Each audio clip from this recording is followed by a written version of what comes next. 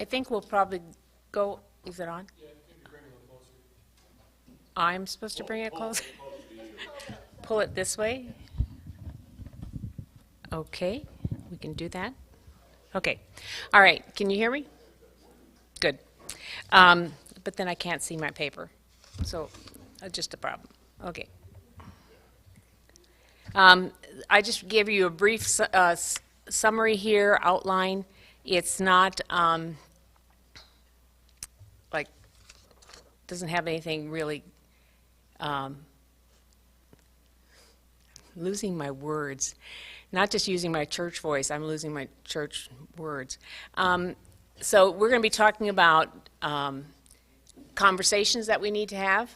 We're going to be talking about what does it mean to be a caregiver, how to volunteer. I'm a friend, what can I do? We're a church family, what's our responsibility? When to say goodbye, the dying process, death has occurred, now what? And then just a few extra thoughts at the end that didn't quite fit in and I thought of later. So if you want to take notes, you can. Otherwise, this is just the course we're going to follow. Being present when dying. So we have birth, this tiny little segment here, birth. Then we have this long segment, we hope for most of us, that's called life. And then we have this end of life, culminating in death. And we'd rather talk about this part, and especially about that birth. You know, those were pretty special. And we'd like to talk about the time in between. And when we, someone starts talking about death, it's like you try to change the subject or come up with something that's a little bit more, less terrifying. So we're not used to talking about death until you probably have had a death in the family. And then all of a sudden life takes a little bit different. You're a little bit more willing to talk about the conversation of death. So today we're going to dwell on the different issues that take place. So a lot of times how we respond has to do with fear. Not one of us has died, thank goodness. We don't know what that experience exactly is like. 8 million people in the United States have died, near-death experiences, and we can go with some of those conversations and listen to them. We can learn from them. Otherwise, we just experience along with our loved one until that moment that it happens. So what do you do prior to the diagnosis or even right after the diagnosis? You need to have some conversations. First of all, I implore you, do not make your family promise something they cannot fulfill. Don't make them promise that they will keep you at home because you don't know how life will take it. You can ask them to promise to love you, to promise to be there, to promise to continue to give your devotion to them, but you cannot ask them for a promise like that. They will do everything in their power to fulfill it, but when they can't fulfill it, then they have guilt feelings that are unbelievable. So think about that, and these are conversations to have now. Most of you are in your 50s, 60s, and 70s, 80s, 90s. And so some of us are more anxious to have that conversation. When I was 30, I thought I was close, 30, I only had like 40 more years to live. And I thought that's going to be here really soon. And now that I'm 72, I'm just even more excited about the fact that I'm 72 and that I'm getting older, and that short time between now and death gets shorter every day. So, conversations to have. What do you want your end of life to look like? For me, one of those is, I want God glorified. Now, that's a really nice statement. But what does that mean? What do I need to do to make sure that that happens? And so that's an ongoing conversation with myself and with Rudy and with my family. What do you want your funeral to be like? We'll talk about that next week. And so that's something to think about.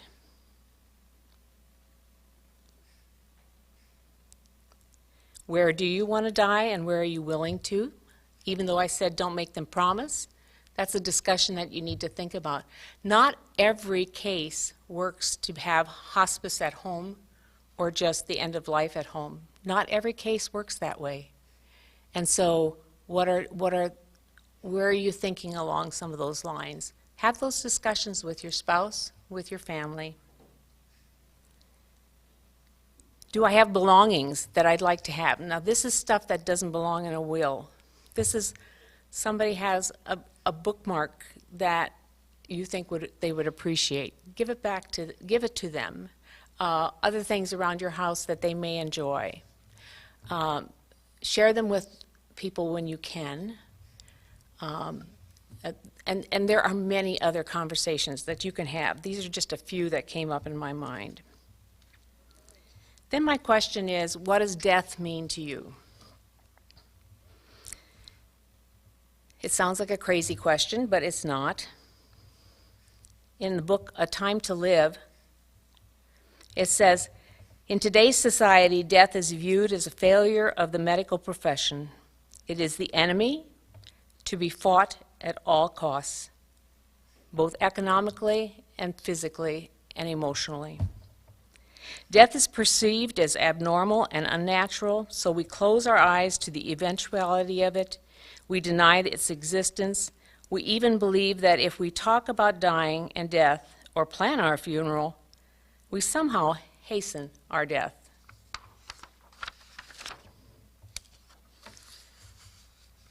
What does it mean to become a caregiver? Well, the first concern, I'm sure, will I be enough?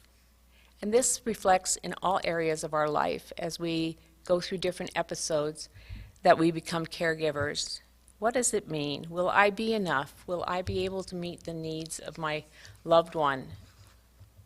I look around the room and I see people that have been caregivers, and I know that you know exactly what I'm talking about. First of all, reach out for help. Don't try to wing this alone, ever. God can be your first source of comfort. He can be your first source of strength. But there's an awful lot of other information. I have books listed here. There's books on the caregiving plan. There's books on how to react at the end of life. There's books on the 11th hour, My Friend, I Care, living with a terminal illness. You know, when my sister was so close to death, we asked her, Arlene, how are you going to live until you die? What is your vision? So there's plenty of books out there. Hospice is my passion and my first thought when somebody has a terminal illness. The sooner you can get them involved, the more help they can provide for you.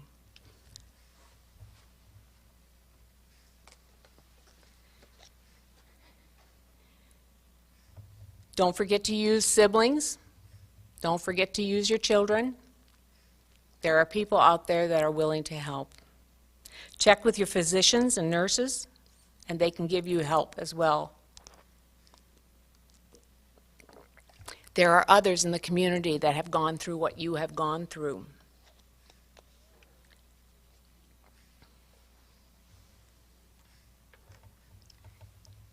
As a caregiver, allow the person who has the terminal diagnosis to express their fears, to express their concerns and worries and even their anger and their tears. As I said before, become knowledgeable. Knowledge cancels fear.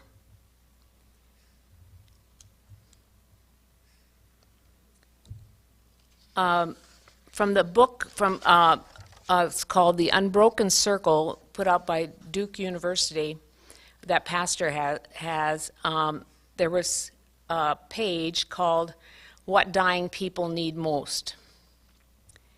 They need assurance that they will be cared for. They need assistance in developing final plans and documents. They need communication with family, friends, and caregivers that is honest and open, focusing on listening and being heard. They need excellence in delivery of physical care. Now, physical care for some people comes naturally, and other times they don't have a clue where to start. And so getting people to help you learn the specifics of caregiving can be a benefit. Permission to express feelings, which we've already discussed. They need the opportunity to discuss impending death with selected family and caregivers, explore the spiritual dimensions of life and death, and discuss funeral arrangements. And they need time to reflect on the implications of the diagnosis, identify and attend to thoughts, feelings, and needs. They need time to tell their story. What has life meant, and what does it mean to others? Reaffirm their identities. They need time to reaffirm their identities and value of their life, reflect on and to grieve prior losses that they may not have completed grieving for. My mother was 91 when she died. She was not done crying yet for her stillborn baby. So you just never know what people are going to go through. Attend to unfinished business, as we talked earlier, and be with selected family and friends, and that circle sometimes gets smaller as the end nears.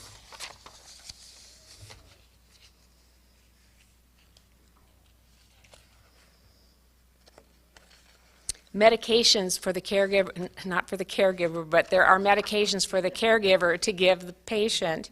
There are medications for pain control because there's frequently pain. There are medications for anxiety. There are medications for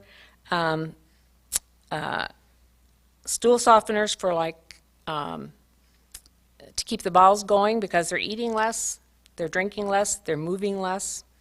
And they add, I think I mentioned Ativan for anxiety. And then oxygen. Don't forget about oxygen. Oxygen is often looked at as something that keeps life going, and yet oxygen is such a comfort. If you ever have had to struggle to get a breath, you know what I'm talking about. And so oxygen can be a benefit, not necessarily always necessary, but don't forget about oxygen.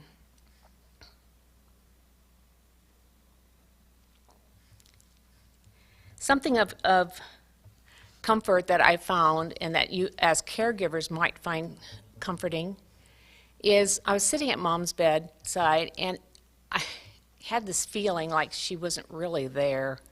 She wasn't here with me. She wasn't in heaven, obviously, because she was still breathing. But she wasn't with me. So I asked her, I said, "Where are you, Mom?" I said, "Is there some place between heaven and earth?"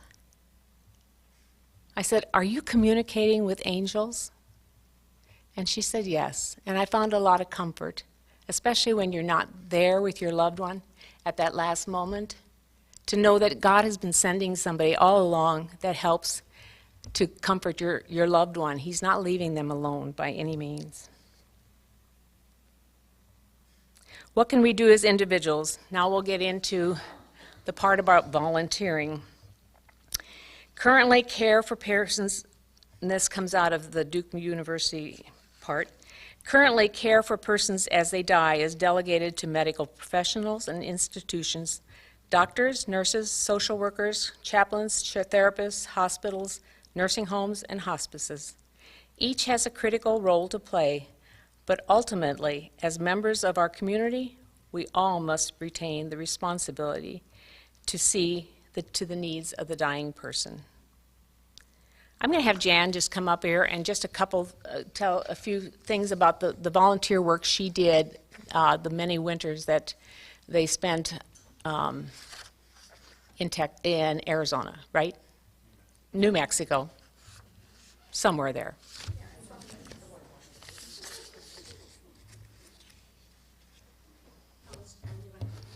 Whatever time you need. We can talk for days. Well, if I were going to give my spiel a title, it would be called The Power of Music. Music's always been an important part of my life. Am I close enough to this thing? Can you hear me? Music's always been important to me. I took piano lessons as a little kid. I played clarinet in high school. Took more piano lessons as an adult. And finally, my big dream came true. I got to play the harp. That's what started this. Anyway, the whole business of me playing my harp for hospice began in 2000. That was the first year that Laverne and I went to Carlsbad, New Mexico. And first people we met were Amzie and Elena Yoder, who are an amazing pair. MCC knows them really well because Amzie started the Semilla seminary thing down in Guatemala City. Elena, his wife, started the CASA program, which there's people from this community that have gone through that CASA program. Ann Waltner is one that I can think of right offhand. That is, they go down to Guatemala for MCC. They're given this immersion in Spanish. They have to live with a Spanish-speaking only family and survive that way. That would be rough. But anyway, that's Amzie and Elena. Elena was the chaplain for this huge hospice that I got involved with. And I remember her telling me when I told her that I was learning to play the harp. I'd been playing for about 4 years, not quite when we went down there, but it takes a while to learn how to play that thing. Anyway, she said, I want you to play for my hospice patients. I just looked at her and I said, they don't want to hear that. She says, oh, yes, they do. Okay, so I went with Elena in her car. Every day, we would go to everywhere around Carlsbad, and then there was a neighboring town called Artesia, which was about the same distance as it is from here to Yankton. Elena and Amzie both grew up Amish, so you didn't get to come home again till the work was done. You know, that's kind of an Amish work ethic. So I played for lots of people. Lots of homes had no English-speaking people in them. But Elena and Amzie had lived down in Guatemala for about 25 years as the MCC reps to that country. So they spoke Spanish as well as natives. So I didn't have to know how to speak Spanish. And they loved my music because music is a universal language. So anyway, I wish I had written down some of my experiences because they were just amazing. There's a couple that really stand out in my mind. One was we went to this neighboring town. We were in an Alzheimer's unit, and there was this lady sitting there, and she had been catatonic for about a month, the nurses said. Now, I'm not sure they had to have fed her. She couldn't survive without eating for a month. But anyway, she was just there. She was just staring out into space. There was nothing. So I sat down close to her, like about as far away as Levon is from me, and I played Jesus Loves Me. Well, that turned out to be my magic song. I played Jesus Loves Me, started playing. This woman who hadn't spoken or done anything for at least a month started to sing. And I kept playing. I couldn't believe it. And then I quit playing when we were done. And she started singing the second verse. How slow am I? I didn't know there was a second verse. So I started playing again. And she was just singing, and she didn't miss any words. That was the first amazing thing that happened. The next one was I was in a different nursing home. And this patient was pretty much comatose. She was, it was time. She was going to die that day. I could tell that. Anyway, so I played Jesus Loves Me for her. She woke up, and she started talking, and she got to talk to her family, discuss a few things that probably hadn't been discussed, and she died later that day. But Jesus Loves Me, magic song. I spent about 20 years playing my harp for hospice patients. I don't know how many I may have played for, lots of them. After I got started doing all this down in New Mexico every winter, I went to McKenna and I said, you know, I could really make things nicer for your hospice patients. But you know what? They wouldn't let me. They wouldn't let me play. I don't know what they thought I was going to do to these people. But anyway, and I kept harping away at them. Finally, they told me, oh, you can play in the hallway. I thought, yeah, right. You know, harp music doesn't travel real long ways. So anyway, I play in the hallway. The nurses really liked it. I don't think the patients heard that. But eventually, they let me play over in the Prairie Center, that new building just to the south of McKinnon Hospital, in the infusion area. There were rooms, not very big ones, where people were in there in these geriatric chairs getting their cancer infusions, chemo infusions. So I'd sit in the hallway and play, and then I'd move down the hallway, because this was a long hallway, and then I'd play for the other half so they could hear me. That really worked well for quite a while. Then I decided, I want to do something different. So I got involved playing at the Doherty House, and that is an absolutely beautiful hospice. And they really know how to take care of their people. That was really great. The last hospice people I played for were down at Majestic Bluffs, down west of Yankton. Biggest nursing home I've ever been in. It's so big they have different areas with different names, and each area is the size of a small nursing home. So there were so many hospice patients in that place that I would go every Tuesday afternoon. I'd play for as many as I could, and then I'd go home. Oh, geez, I was tired. That's a lot of work. Because, you know, for each room, you got to set up again, and then take it down and move to the next room. I did that until I would do half one Tuesday, the other half would get it the next Tuesday, because that's the only way I could do it. And that ended when COVID happened. That ended a lot of things. I did a little bit of hospice playing here. Levon sent me to Bridgewater to see some patients a few years back. I did that for a while. I always felt they were tolerating me. They didn't, you know, I think they were into country music. And I always told people that would break my harp. Can't play that stuff. Anyway, so I think that briefly tells you what my volunteer years were like with hospice. But it was, our time in New Mexico was wonderful, and I really miss it. But our time there was done because the church ran out of people. They, gosh, when we started going there, the church was half full. And slowly, slowly, people died off or moved away to be closer to their kids. And by the time, a couple of years ago, they only had about between 6 and 12, somewhere in there, people left. They ended up closing up the building and selling it.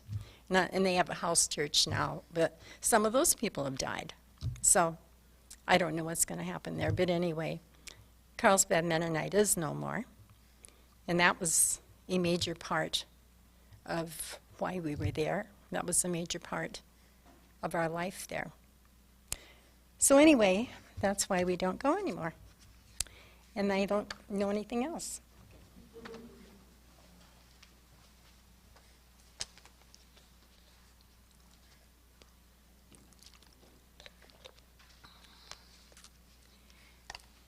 So there's many different ways to volunteer. You can become an official volunteer, and you can get training through Vera McKinnon, I believe through Yankton is who services our area, and certainly make an offering to be a volunteer among the hospice patients, as well as taking care of your loved ones.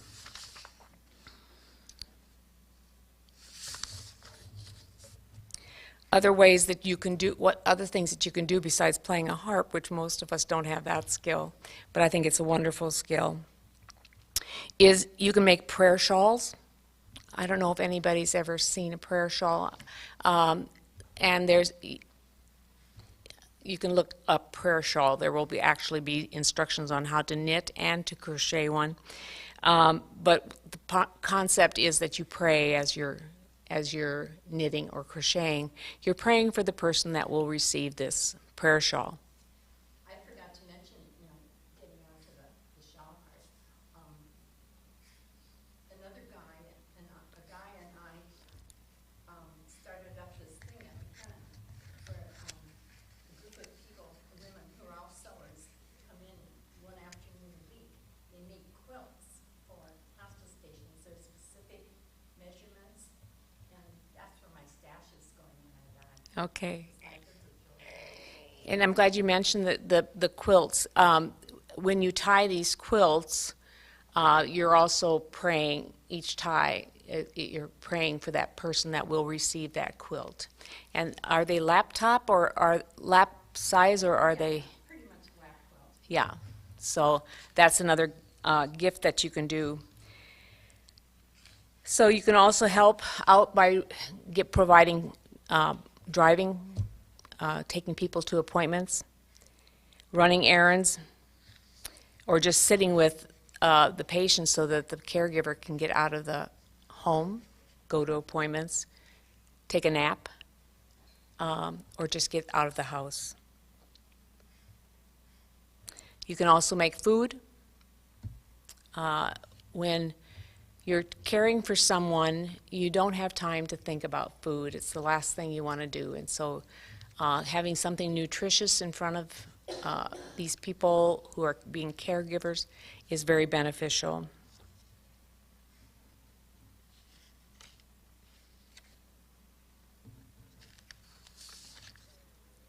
What can a congregation do?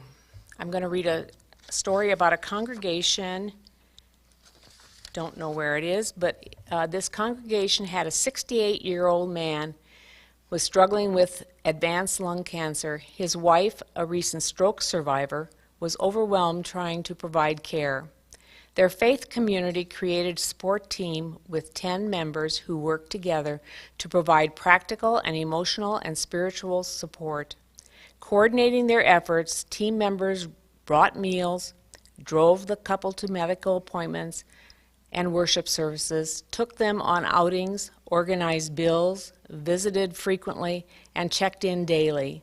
They even made sure that walking the dog was covered for every day, so the couple could continue to have their pet.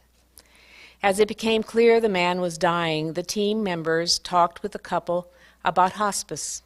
They referred him to a local hospice and even met with the hospice chaplain and social worker to ensure continuity of care.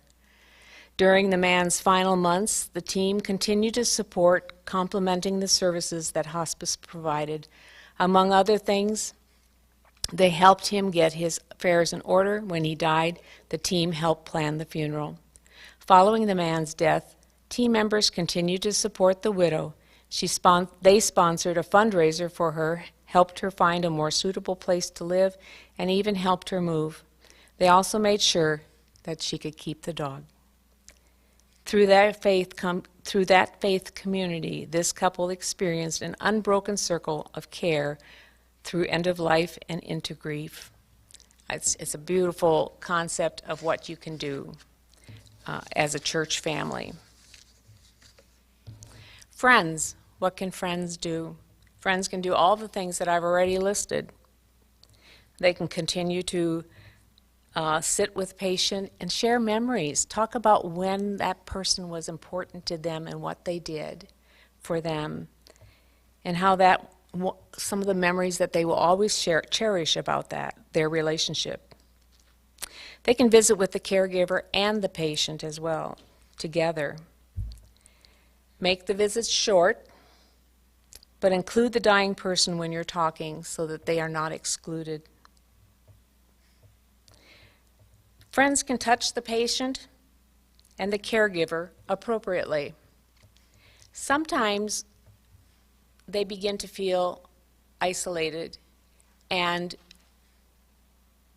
the caregiver especially is often giving so much of themselves that a hug is so necessary. A touch to the arm around the back, or as I said, a hug. Something I learned was that touch is one thing, moving up and down on the hand, stroking is another thing. When they are at end of life, their bodies aren't clearing the waste like they normally would, and so they sometimes become more sensitive and touchy. And so touch is fine, but stroking is annoying. So something to keep in mind. Sing. Sing solo, sing with the patient, sing with a group that comes to visit, but sing. Music is so very vital. I remember when Ruth Strasser's brother Tim was dying. Ruth, by the way, some of you don't know that she came from a very musical family. It was always the Friesen family singing. And they did a wonderful job. And so music was important to Tim, very important. So his children sang, and he sang with them. And then as the next time that they would mention in Caring Bridge, he was no longer able to sing, but he was able to tap to the music. And then the next time probably they were still singing, and he couldn't tap, but he could smile. So you just saw how important that music was to him all the way to the very, very end. When you go visit, you do not need to philosophize. You do not need to have all the answers. And please, do not use cliches. We all know they're going to a better place. Maybe you'd rather ask them, what does heaven mean to you? What do you envision? What is your concept, and what are you excited about in that transition? Offer prayers. Always offer prayers. Ask permission first. Some people, and probably most of your friends, will have the same faith that you do. But there are some that do not. However, I remember Betty saying one time, he doesn't want me to pray with him, but he can't stop me from praying. So when I leave, I'll pray, and when I come, I pray. But it can be comforting if they're willing to have you pray. Allow children when it's appropriate. Let them view bodies and go to the funeral. I know I jumped ahead here a little bit, but it's a celebration of life, not a celebration of death. It's a celebration of life. If children do not learn that this is a part of life, they get to be 30 years old and they are deathly afraid of death. I remember one of my friends, the first time she had ever gone to a funeral, she was 33 years old. And I look back at all the funerals as a little child that I went to, and you went with your parents, and because you just did. The cutest thing I ever heard was at a funeral or a visitation. a little girl had always had Oreo cookies with her grandpa. Oreo cookies and milk, that was their thing. And so Grandpa passed away, and she wanted to bring Oreo cookies to the visitation. So they assured her that Grandpa was gone and he could no longer talk to her. He had gone to heaven. He could no longer talk to her. So that was fine. So they walk into Walter's funeral home. She takes a couple steps up the aisle, looks around. So this is what heaven looks like? I don't think Walter's funeral home has ever been called heaven before, but on that day it was.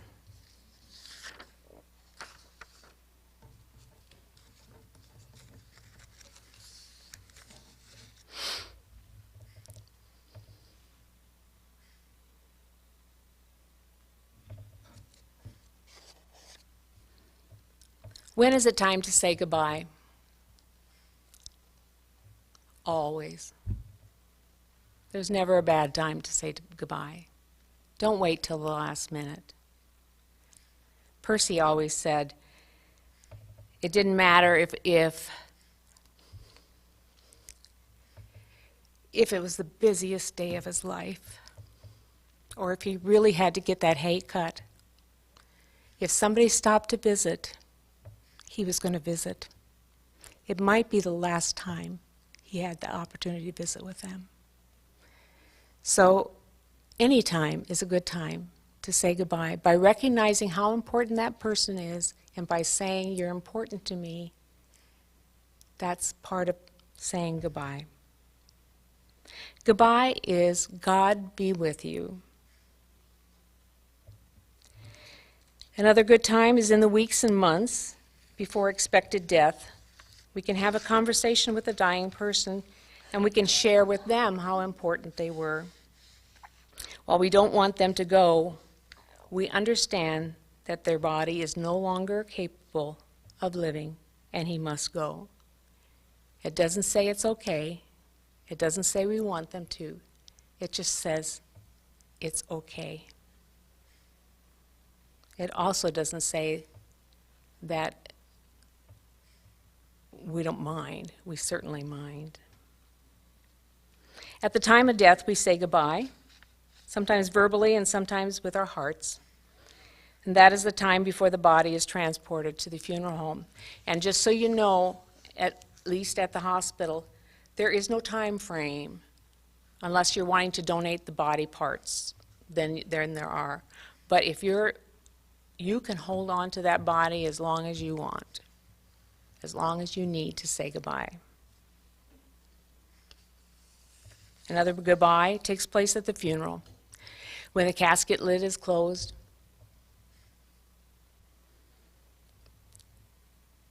or when the casket is lowered into the vault,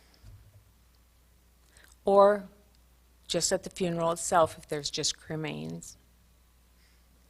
Another way of saying goodbye is to write a letter, sharing your thoughts, how much love, forgiveness, everything that you want to say. You can burn it, you can keep it. It's up to you.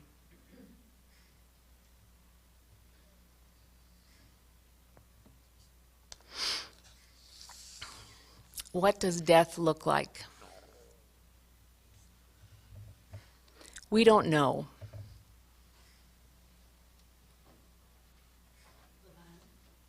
There's something I forgot to cover when I was talking before. Yeah. It's the fact that I got to explain a number of times while somebody was dying. And that as we die, that's a sacred moment. It's, it's something I'll always remember. Yeah. I'm sure, it was hard for them to get me to the right place at the right time. It happened, I'd say a half dozen times. And that was, at that point, you know that you are exactly where you're supposed to be. Yeah. Doing what I was Did everybody hear Jan? Okay. Very, definitely, she's saying that she had the opportunity at least half a dozen times to be there at the moment that a person passed, and how precious and sacred that moment is, and what a privilege it was to be there at that time.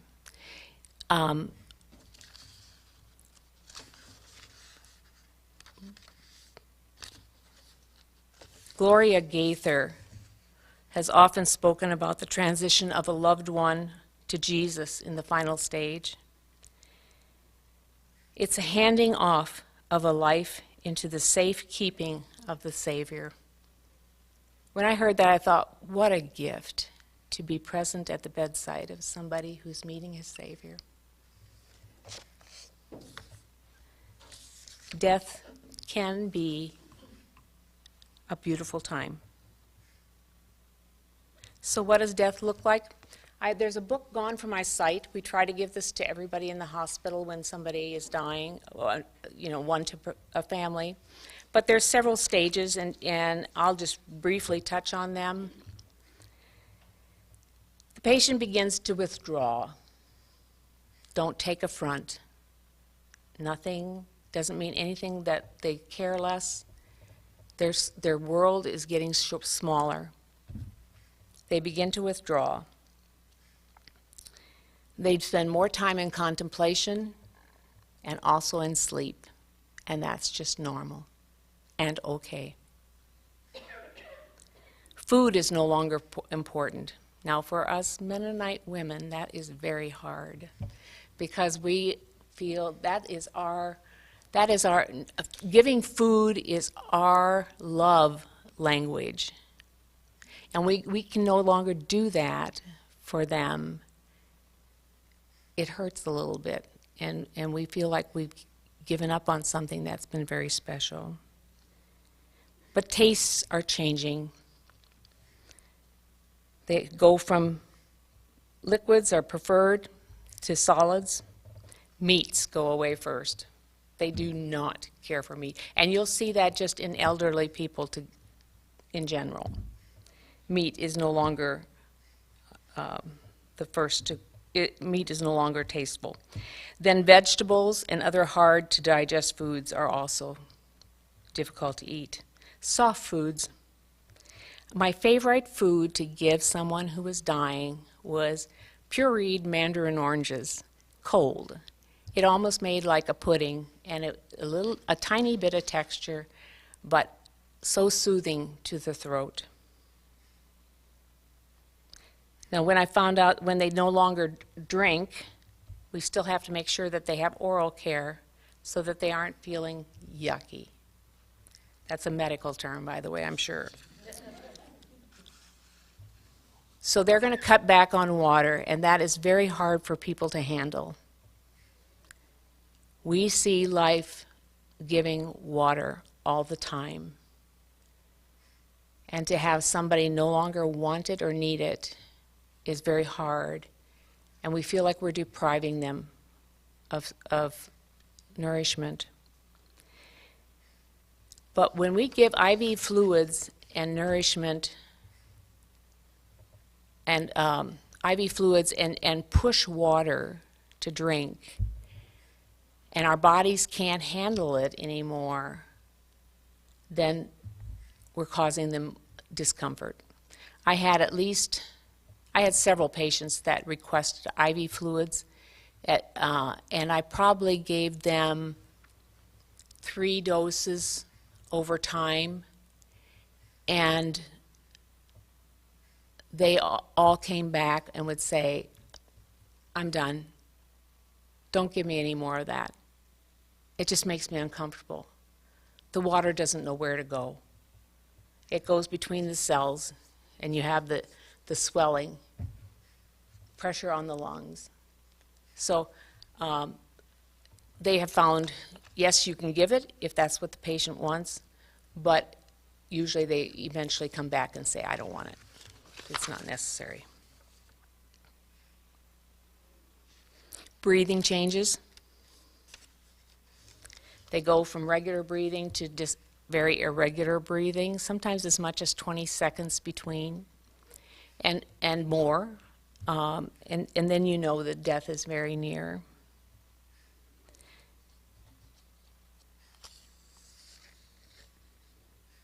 There are things you can give. Sometimes they have a rattle in their throat because they don't have the strength to clear their throat like they used to. We don't realize how many times we clear our throats just naturally without ever recognizing it. And so they don't have that ability. So it collects a little bit here. It sounds worse, and they have some meds they can give, but I remember Dr. Curtin looking at me directly. I'm not sure if this is helping the patient or the caregiver. So.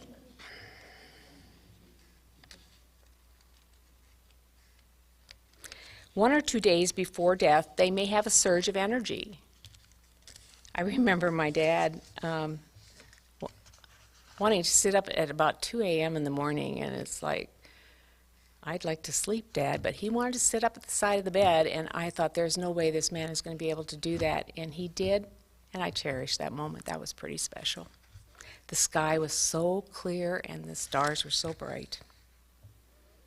We had a patient comatose for probably 2 weeks and sat up in bed one day and asked for a lemon pie and ate the whole piece.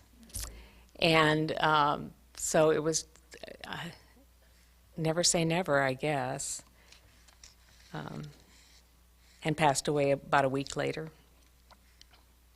There may be restlessness. And I've read several things about what causes that restlessness, and I'm not sure if it's an emotional thing or if it's a physical thing. I think it's probably more of a physical thing, but some places indicated they thought it was trying to separate yourself from life to death. I don't know.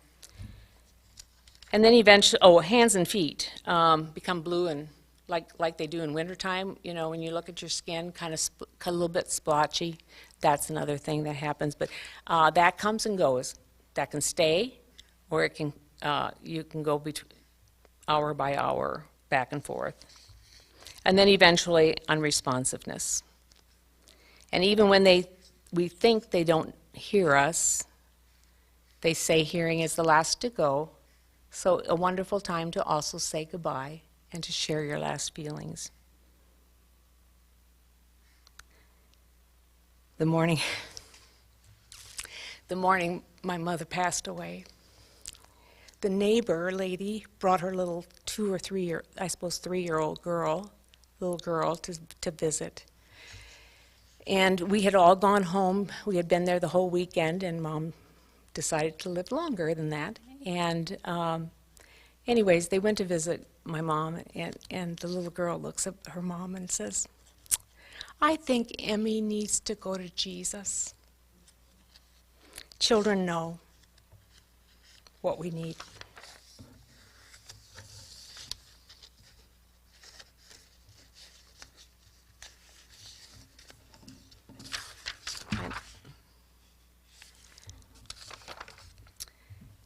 Now death has occurred. Now what? Recognize that the person who is caring for their loved one had a role to play, and that role is gone. Who are they? They've been a spouse for years, or a son, or a daughter. Who are they now? What do I do with my time? I gave everything to my loved one. What do I do?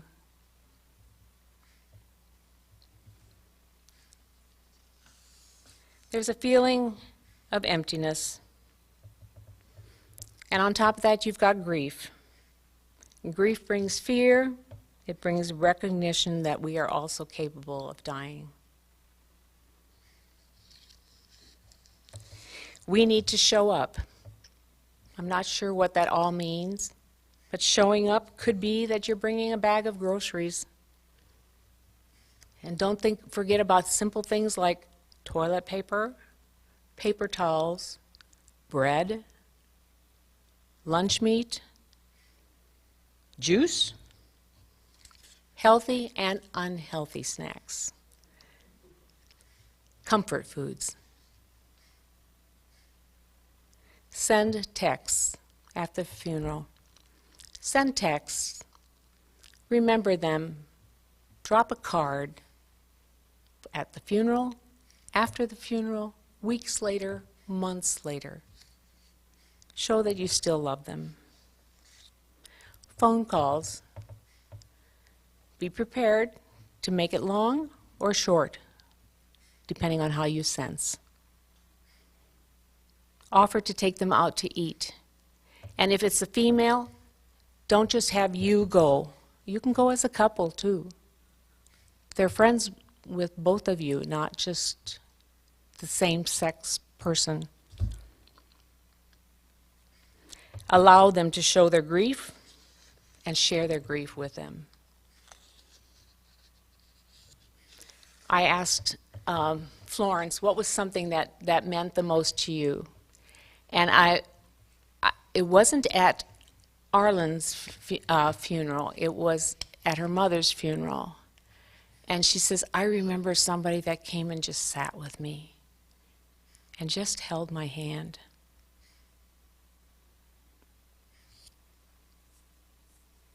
There is no time limit on grief. It's like a roller coaster. I remember saying to my sister, when do we get off this roller coaster? Up and down and around, and all of a sudden you think you've got a handle on it, and bam, it just hits you, and you're just back in it again. I remember asking someone to help at Schmeckfest, and her husband had died 3 months before, and she says, I'm not ready. And I thought, what is wrong with you? I had no idea what grief was like. I didn't understand it at all. I do understand it better. And grief never ends. Sorry. It changes, but it's always there somewhere. It creates a before and an after, and you just look at life differently. So grief exists. Some of the takeaways from this that I didn't quite know where to put them. I once read that death is like walking from the dining room into the living room. A transition, not a cliff, not a deep valley, a transition for our loved one. You can ask, how can I help? But recognize that before and after death, the loved one is in shock. They don't know what they want. So you can ask them and they don't have an answer. I had a hospice caregiver once I was visiting, and somebody rang the doorbell and handed him a paper. And I said, looked at him kind of funny, and he says, well, they told me if somebody asked, just ask them to get you a paper.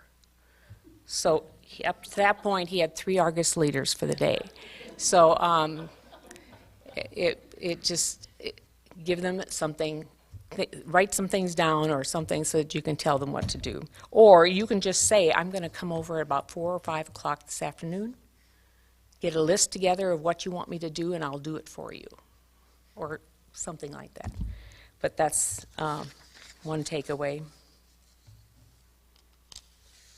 Hospice was never meant to take over.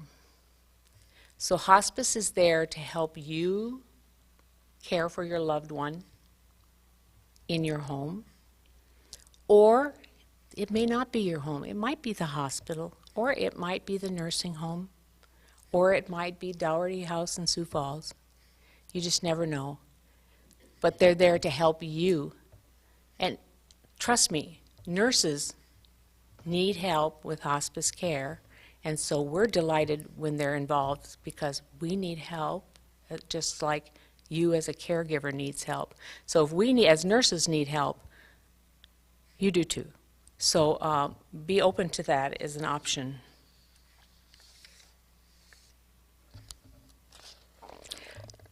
Questions, answers, or sharing what meant a lot to you. I've looked at everybody here in the room, and I see everyone who's experienced grief. What were some of the things that meant something to you at that difficult time in your life? Anybody willing to share? I know it's very private, so I understand if you don't, but if there's something that you'd like to share, I appreciate it. Being so far away from home, I was able to be a part of both of my parents' death, and I never thought I would be. Yeah, living away from loved ones is hard, and so that opportunity to be there is very meaningful. Yeah.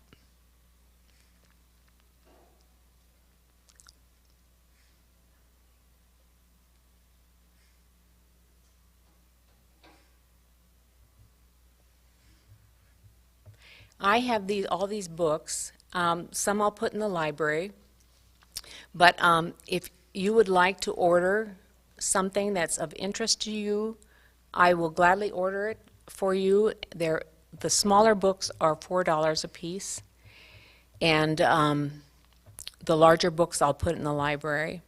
And just let me know, and I'll place a big order. So. Thank you, Levon. I want to thank Levon and Janice for their sharing their experienced observations and learning today, and encourage you to take time to share with others about your experience and what you've learned and what's been important in your experience of being present with people dying, with loved ones dying. There's a teacher at Duke Divinity School, Alan Verhey.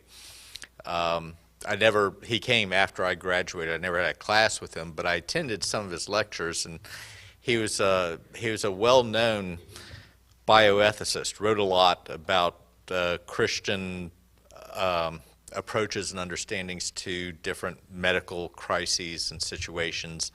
And his last book was The Christian Art of Dying. And I think I'm going to want us to get a copy of that for the church library. And it was not just theoretical theology for him. His last years were spent journeying through terminal cardiopulmonary disease. And so it's a very, it's a deep reflection on approaching death in the Christian faith, and also a look at how churches have done that and accompany people in the journey of death as well. One of his observations is, in 1945, there are 40% of people who died in the hospital. 50 years later, 1995, 90% of people who died were dying in the hospital. I think we're trending away from that now, 30 years later still, as hospice has become more widespread as an option for folks, and as there has been more deliberate work in end-of-life planning for people. People are encouraged to engage in some end-of-life planning in ways that they weren't always before, which is why that's going to be in 2 weeks, our last session, on some of the end-of-life planning tools, legalities that may be helpful for folks. There was a woman in Virginia Conference, a member of Harrisonburg Mennonite Church, named June Marie Weaver, who was had a long ministry of letter writing during her life, letter writing to church members, family members, missionaries, and she had hundreds of people that she was in correspondence with by email and handwritten notes. And about a dozen years ago, she was diagnosed with acute leukemia. And she had a few weeks before her death, she sent an email out to everybody that she'd been corresponding with, and it really, I think, shows expresses the value of approaching death in faith with some intentionality, not trying to push it aside, deny it, but in accepting it and approaching it with faith. She wrote, "Dear friends, thinking of you today in your little corner of the world and hoping that all is well. I have enjoyed corresponding with you over the past years.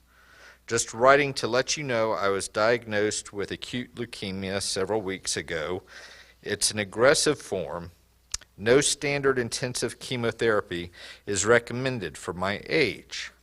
There are some lighter treatments which seem to add a few months to the average life of persons with this cancer, but come with serious side effects. I have chosen to be treated with comfort care measures to maintain as good a quality of life as long as possible. I am not in pain or other discomfort, only very tired and weak. I am at home in our apartment, close to family and friends." So the abrupt ending of my emails will not be because of my lack of love and interest. I wish you the continued presence of the love of God in your work and lives. Love and prayers, June Marie.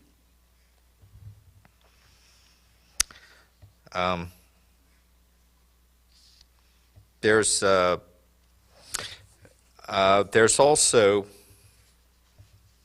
in terms of the taking the opportunity for saying goodbye in conversations, over the last, decade or so, there's been a movement both within and outside of medical practices around what's called the 5 statements, which I know for folks who particularly struggle with expressing themselves emotionally, even with people we care for,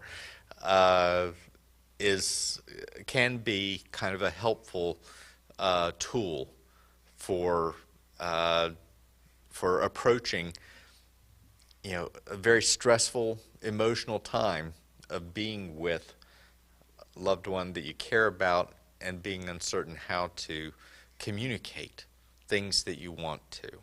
Well, these 5 questions, I think, give us a good starting place for some of that sharing.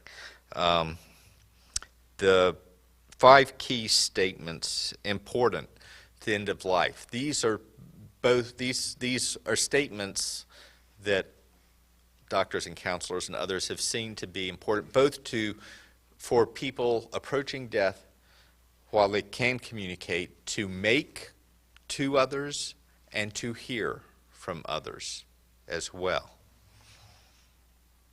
Please forgive me. I forgive you. Thank you. I love you. And goodbye. Those are very simple, short statements. And they take different shape depending on people's relationships and experiences together. But I remember the last time I was with my father before he died. I think this stuck with me when I learned about it because it shaped so much of the conversation that he was leading at that time. And I think if we, having some time and readiness to reflect on these questions also, who we would, on these statements, who we would want to make them to, and who we need to hear them from, can prepare us to have some of those conversations better, perhaps. Although, as Levon said, and as Percy said, you don't know when that's going to happen. And so maybe the big takeaway, in fact, is you want to be having these conversations every day. But especially be ready for them with those who know they are, as someone once said, yes, we're all going to the grave eventually, but I'm moving to the head of the line. So, especially with those who know that they're moving to the head of the line. Anything else that's on reflection from what Levon and Janice have shared? Any other sharing that anyone would like to do?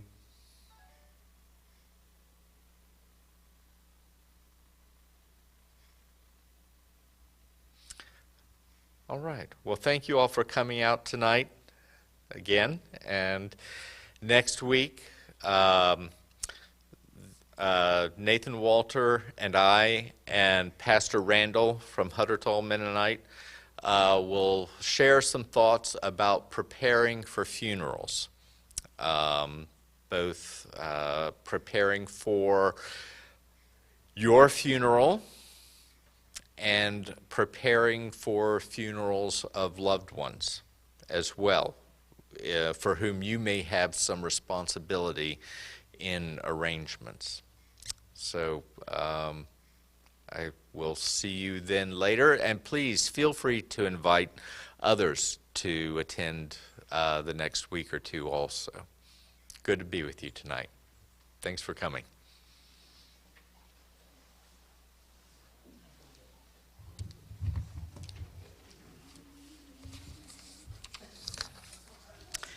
Thank you, Levon. I just kind of move in. Yeah, yeah. Thanks, Brad. Was that?